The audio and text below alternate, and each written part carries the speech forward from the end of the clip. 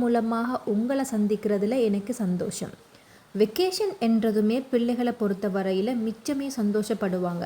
ஆனாலுமே தாய்மார்களை பொறுத்த மட்டும் வீட்டில் பிள்ளைகளை எப்படி வச்சுக்க போகிறோம் என்ற பெரிய யோசனை இருக்கும். அதுலேயும் ஒர்க்கிங் மதராக இருந்தால் இன்னுமே யோசனையான விஷயம்தான். ஆனாலுமே ஸ்கூல் லீவ் 40 days சமாளித்தே ஆகணும் இல்லையா? கஷ்டப்பட்டு படித்ததுனால தான் நாங்கள் வேலைக்கு போகிறோம்னு சொன்னால் படித்ததை கொஞ்சமாலும் யூஸ் பண்ணணும்.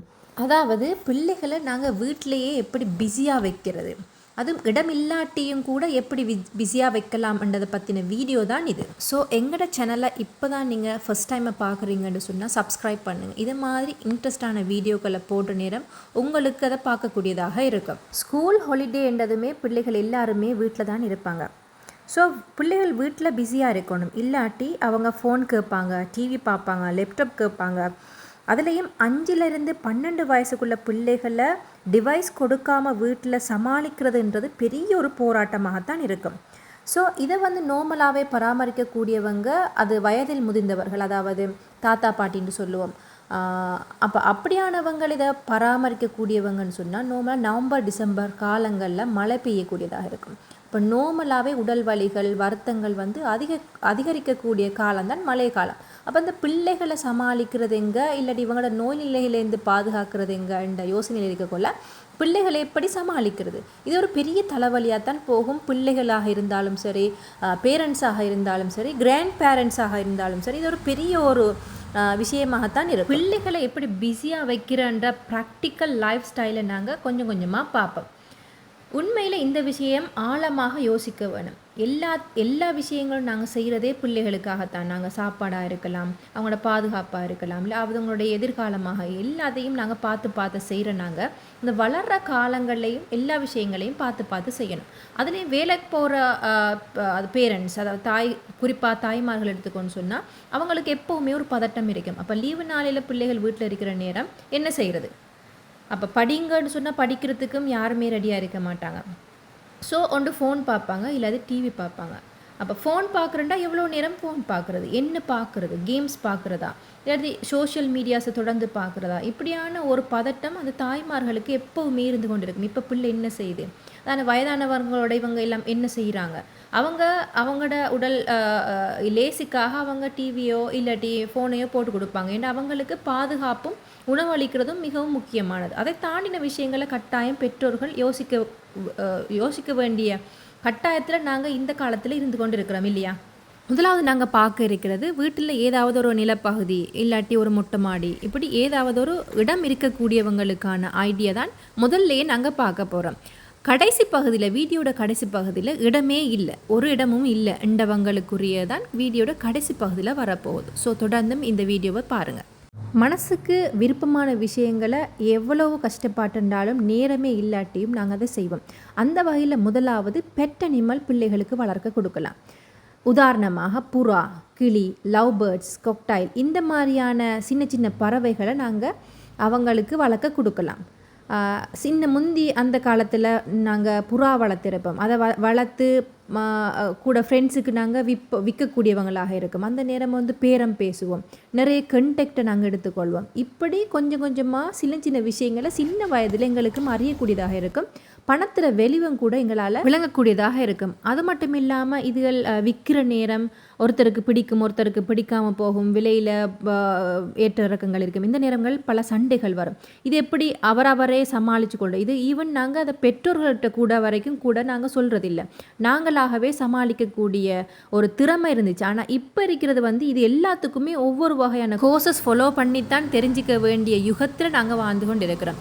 ஏன் இதுக்கு காரணம் என்னென்னு சொன்னால் ப்ராக்டிக்கல் ஸ்கில் இல்லை, எல்லாத்தையுமே நாங்கள் தியரியாகவே பார்க்க எத்தனிக்கிறது தான் இதுக்கு முதல் காரணம். இந்த மாதிரியான எக்ஸ்பீரியன்ஸை நாங்கள் வீட்டிலையாவது கொடுக்கறதுக்கு நாங்கள் ட்ரை பண்ணலாம். அதுலேயும் கிளின்னு பார்த்துக்கொண்டு சொன்னால் இது இலங்கைக்கே உரித்தான கிளிகளை நாங்கள் வளர்க்க. ஆனால் எக்ஸோட்டிக் பேர்ட்ஸை நாங்கள் வளர்க்கலாம். இதுக்கு முக்கியமான ஒரு விஷயம் எங்களோட ஹெல்ப் தான் முக்கியமான விஷயம். இந்த ஒரு விஷயம் பிள்ளை செய்ய போகுதுன்னு சொன்னால் நாங்கள் அதுக்குரிய அரேஞ்ச்மெண்ட்டை நாங்கள் செஞ்சு கொடுத்துருக்கிறோம். அதாவது கூடு, இதுக்குரிய தீன் வசதிகள் இதுக்குரியது எல்லாத்தையும் நாங்கள் செஞ்சு கொடுக்கணும். செஞ்சு கொடுத்த ஒரு சான்ஸ் ஒன்று கொடுத்து பாப்பமாக இருந்தால் பிள்ளை வந்து ஆக்டிவாக இருக்கும். அதுக்கு தீன் போடுறது, அதுக்கு தண்ணி மாற்றுறது, இந்த உயிர்களை எப்படி பராமரிக்கிறது, அது பராமரிக்க விட்டால் என்ன விளைவுகள் எல்லாம் வரும், நாங்கள் இதை வந்து எப்படி விற்கலாம், யாருக்கு விற்கலாம், இப்படியெல்லாம் பிள்ளைகள் யோசிக்க ஸ்டார்ட் பண்ணோம். அடுத்த 2வது விஷயம்தான் இன்னும் கொஞ்சம் படி மேலே போகிறது.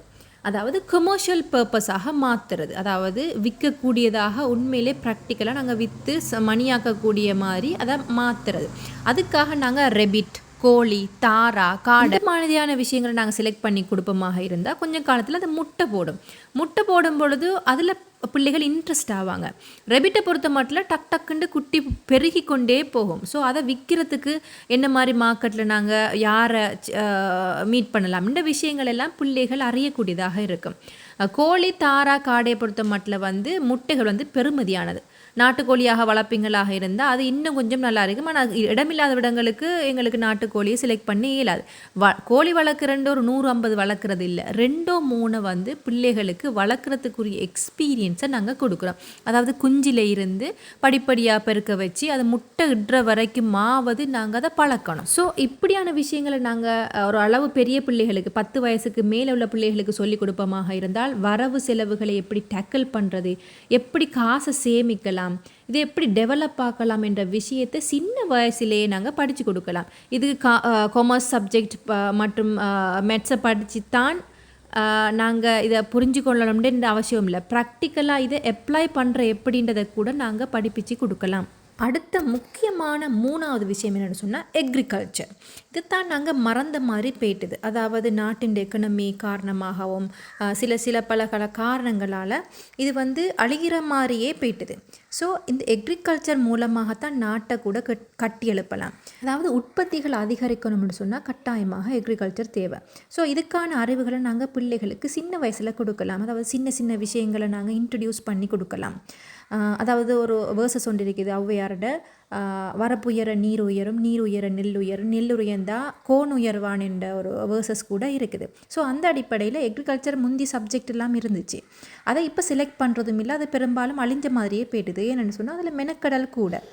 ஸோ அது சம்பந்தமான கற்கைகள் இல்லாததால் மார்க்ஸ் ஓரியன்ட் எஜுகேஷனாக வந்துட்டுது.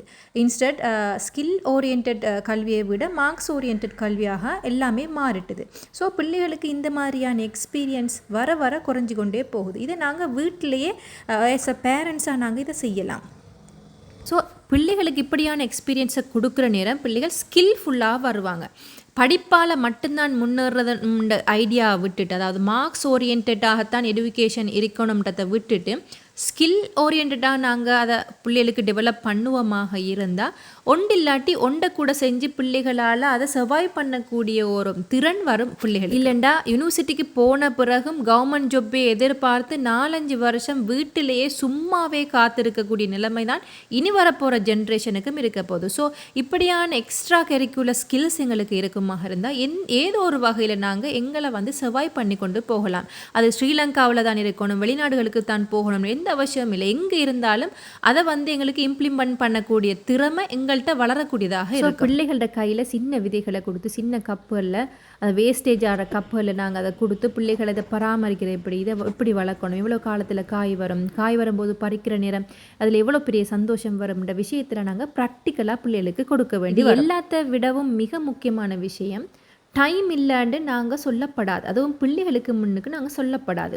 அப்போ இவருக்கு கிளாஸ் இருக்குது, இவர் அதை செய்ய மாட்டார், அதுக்கும் டைம் இல்லை, இதுக்கும் டைம் இல்லைன்னு நாங்கள் சொல்ல ஸ்டார்ட் பண்ணுவோமாக இருந்தால் பிள்ளைகளும் இதையே அட்வான்டேஜாக எடுத்துக்கொண்டு அவங்களும் மாறி சொல்லுவாங்க. அதுக்கும் டைம் இல்லை, இதுக்கும் டைம் இல்லை, எனக்கு செய்கிறதுக்கு எதுக்குமே டைம் இல்லைன்ற வார்த்தைகள் அவங்களுமே சொல்லுவாங்க. ஸோ இதுகளை அவாய்ட் பண்ணுறது மிகவும் முக்கியமான விஷயம். அடுத்த விஷயம், ஒன்றுக்குமே எங்களுக்கு இடம் இல்லை, எந்த இடமுமே இல்லை, சின்ன இடம் கூட இல்லைன்றவங்களுக்கு